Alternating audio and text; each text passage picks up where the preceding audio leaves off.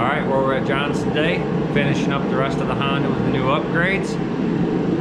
We got most of it done so far, all put back together. New turbos in, all the new painted parts are in. Right now we're just working on putting in the new catch can we got for it, so catch all that dirty, nasty air before it hits the turbo. So yeah, we'll finish getting this done and see how she runs, get her fired up tonight, hopefully.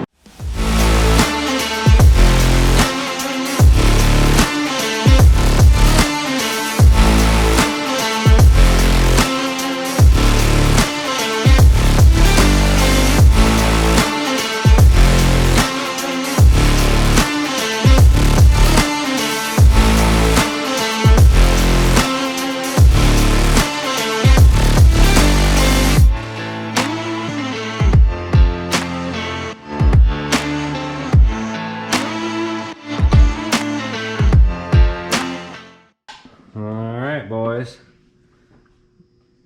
we got her all put back together. Hopefully she should be good to go.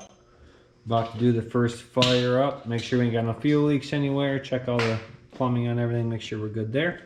And they got no leaks, so go ahead and turn the key and fire it up.